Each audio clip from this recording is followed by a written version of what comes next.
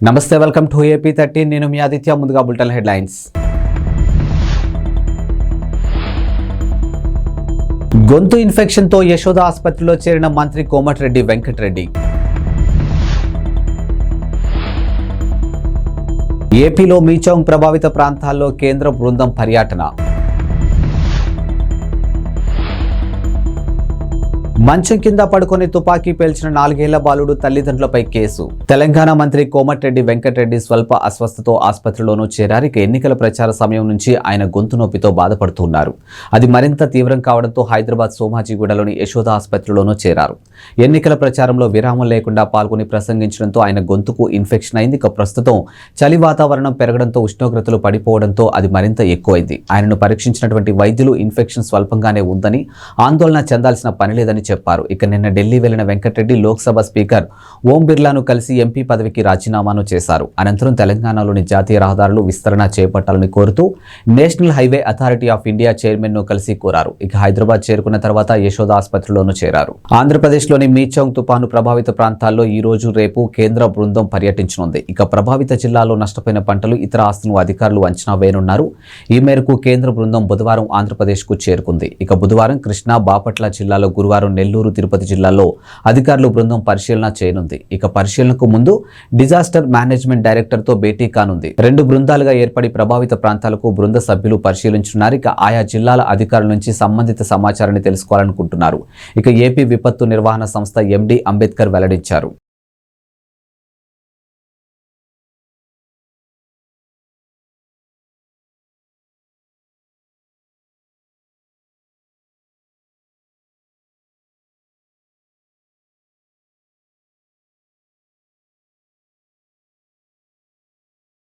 అమెరికాలోని వెస్ట్ మోర్లాండ్ కౌంటీలో ఉన్నటువంటి 4 ఏళ్ల బాలుడు మంచం కింద పడుకుని తుపాకీతో తనకు తాను కాల్చుకుని గాయపరుచుకున్నాడు. ఘటనలో తల్లిదండ్రులు లారా స్టిల్, మైకెల్ లీన్పై జిల్లా న్యాయవాది అధికారులు అభియోగాలు నమోదు చేశారు. ఈ ఘటనపై విచారణ అనంతరం పిల్లల సంక్షేమాన్ని ప్రమాదంలో పడేయడంతో పాటు నిర్లక్ష్యంగా వ్యవహరించారంటూ వారిపై అభియోగాలు కేసు నమోదు చేశారు. ఇదొక విషాద ఘటనని, ఆమోదయోగ్యం కానిదని జిల్లా అటర్నీ పేర్కొన్నారు. ఇటువంటి వారిని నిరోధించాల్సిన అవసరం ఉందని అన్నారు. ఇలాంటి ఘటనలకు నిరోధించాలంటే అందుకున్నటువంటి ఏకైక మార్గం తుపాకులను సురక్షిత ప్రదేశంలో ఉంచడమేనని స్పష్టం చేశారు. ఈ ఏడాది జూలై 6న రోస్టవర్ టౌన్షిప్లో ఉన్నటువంటి గౌడియా డ్రైవ్లోని తన ఇంట్లో 4 ఏళ్ల రోనీలిన్ ప్రమాదవశాత్తు తుపాకీ పేల్చి గాయపడ్డాడు. వెంటనే అతన్ని ఆసుపత్రికి తరలించారు. చిన్నారి ఇప్పటికీ నిరంతరం వైద్య సంరక్షణ పొందుతున్నట్లు అధికారులు తెలిపారు. తుపాకీని లోడ్ చేసి బెడ్రూమ్లో నేలపై ఉంచడంతోనే ఈ ఘటన జరిగిందని విచారణలో వెల్లడైంది. ఘటనా సమయంలో స్టీల్, లీన్ ఇద్దరు ఉన్నారు. తుపాకీ శబ్దం వినిపించిన తర్వాత వెళ్లి చూస్తే కుమారుడు గాయంతో, రక్తమూడుతో కనిపించాడు. పక్కనే తుపాకీ ఉంది. ప్రతి నేరాన్ని నిరోధించలేమని, కానీ అత్యంత దుర్బలమైన వాటిని నిరోధించేందుకు ఓ మార్గాన్ని కనుగొల్సి ఉందని జిల్లా అటర్నీ పేర్కొన్నారు. తుపాకులకు సురక్షిత ప్రదేశంలో ఉంచడం ద్వారా ఇటువంటి ఘటనలకు నిరోధించవచ్చని వివరించారు. తక్షణ మానవతావాద సాయం కోసం గాజాలో ఇజ్రాయెల్ హమాస్ కాల్పుల విరమణకు డిమాండ్ చేస్తూ ఐక్యరాజ్య సమితి జనరల్ అసెంబ్లీలో ప్రవేశపెట్టినటువంటి ముసాయిదా తీర్మానానికి భారత్ అనుకూలంగా ఓటు వేసింది. హమాస్ చెరలో ఉన్నటువంటి బందీలందరినీ బేషరతుగా విడుదల చేయాలని ఈ తీర్మానంలోనూ పొందుపరిచారు. Algeria, Bahrain, Iraq, Kuwait, Oman, Qatar, Saudi Arabia, UAE, పాలస్తీనాతో పాటు అనేక దేశాలు స్పాన్సర్ చేసినటువంటి ఈ తీర్మానంపై మంగళవారం ఓటింగు జరిగింది.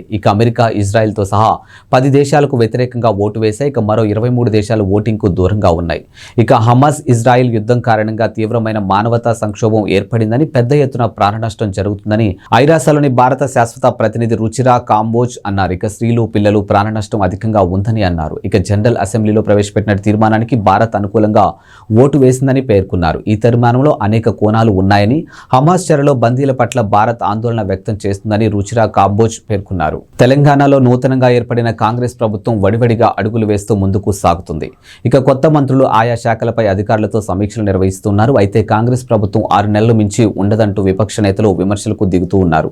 ముఖ్యంగా హిప్ రీప్లేస్మెంట్ సర్జరీ చేయించుకుని ఆసుపత్రిలో చికిత్స పొందుతున్నటువంటి మాజీ సీఎం కేసీఆర్ ను సీఎం రేవంత్ సహా పలువురు మంత్రులు కాంగ్రెస్ నేతలు పరామర్శించిన నేపథ్యంలో ఈ తరహా విమర్శలు మరింత ఎక్కువయ్యాయి.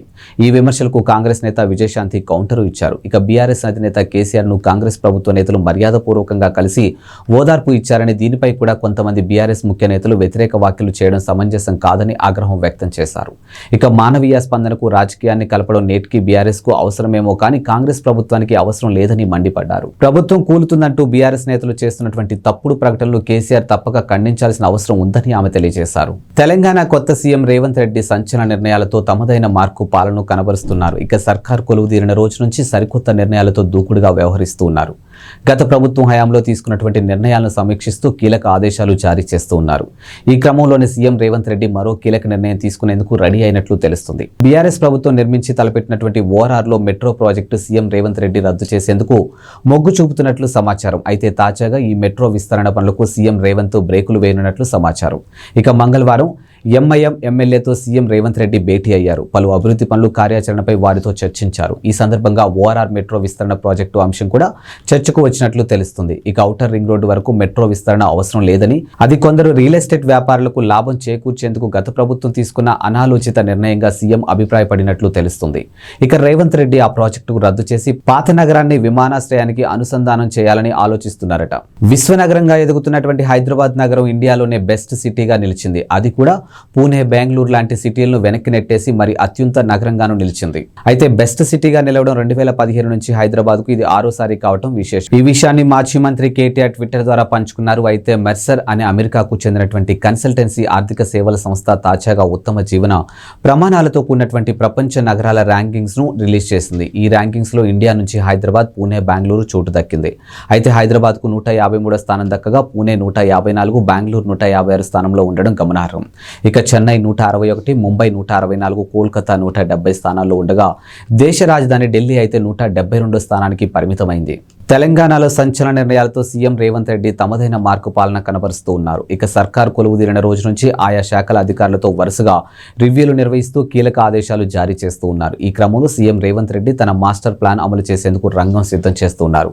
విశ్వనగరంగా ఎదుగుతున్న హైదరాబాద్ నగరాన్ని అభివృద్ధి చేసేందుకు మీ దగ్గరున్న ప్లాన్ ఏంటని ఓ న్యూస్ ఛానల్ యాంకర్ అడిగిన ప్రశ్నకు రేవంత్ రెడ్డి చెప్పిన సమాధానం సోషల్ మీడియాలో తెగ ట్రోల్ అయింది.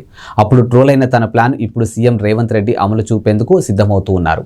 హైదరాబాద్ మహానగరంలో మూసీ నది ప్రారంభమయ్యే ప్రాంతం నుంచి చివరి వరకు మూసీ నది పరివాహక ప్రాంతాన్ని మొత్తం ఉపాధి, ఆర్థికాభివృద్ధి ప్రాంతంగా రూపుదిద్దించాలని సీఎం రేవంత్ రెడ్డి అధికారులను ఆదేశించారు. వైఎస్ఆర్సీపీ అధినేత వైఎస్ జగన్ కీలక నిర్ణయం తీసుకున్నారు. ఇక వైఎస్ఆర్సీపీ రాష్ట్ర యువజన విభాగం, మహిళా విభాగం నూతన కమిటీలు నియమించారు.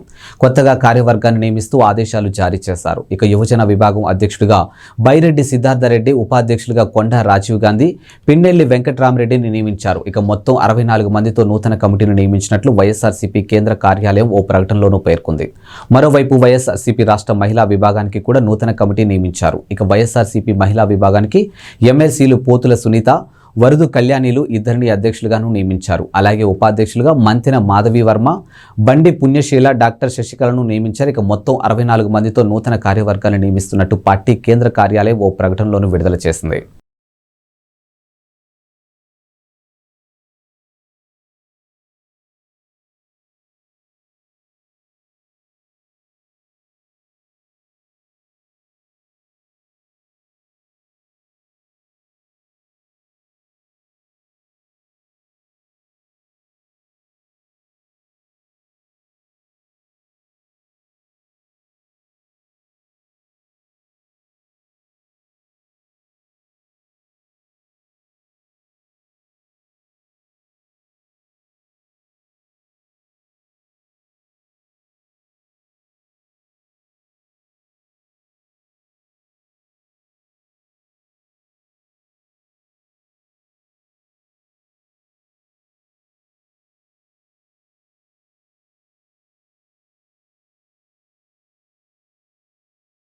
శ్రీశైలం ఆలయ పాలక మండలి కీలక నిర్ణయాలు తీసుకుంది. ఇక దేవస్థానం పరిపాలనా భవన్లో చైర్మన్ రెడ్డివారి చక్రపాణి రెడ్డి అధ్యక్షన సమావేశం నిర్వహించారు.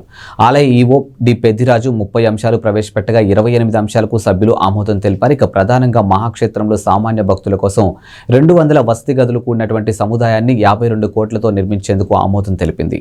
ఇక శ్రీశైలం క్షేత్ర పరిధిలో ట్రాఫిక్, పార్కింగ్ సమస్యను అధిగమించేందుకు టోల్ గేట్, నంది సర్కిల్ మొదలైన చోట్ల 38.50 లక్షలతో ఫ్రీ కాస్ట్ సెంటర్ డివైడర్లు ఏర్పాటుకు అంచనాలకు గ్రీన్ సిగ్నల్ ఇచ్చారు. అంతేకాదు 29 లక్షలతో క్షేత్ర పరిధిలో పలుచోట్ల సీసీ రహదారుల నిర్మాణానికి ఆమోదించారు. శిఖరేశ్వర ఆలయ ప్రహరీ బండపరుపు సిమెంటు రహదారి పనులకు 49 లక్షలు కేటాయించారు. ఇక సిద్ధారామప్ప జంక్షన్ మలుపు వద్ద 15 లక్షలతో పనులు చేపట్టాలని, కళ్యాణకట్ట వద్ద 13 లక్షలతో మరమ్మతులు అభివృద్ధి పనులు చేయడానికి ఆమోదం తెలిపారు. శ్రీశైల క్షేత్ర స్థల పురాణం చరిత్ర క్షేత్ర ప్రత్యేకతను పొందుపరుస్తూ చిత్రాలతో కూడినటువంటి టేబుల్ బుక్ ప్రచురించేందుకు సభ్యులు ఓకే చెప్పారు. ఇవి ఇవాల్టి బులెటిన్ అప్డేట్స్. మరో బులెటిన్తో మళ్ళీ కలుద్దాం. అంతవరకు సెలవు. నమస్కారం.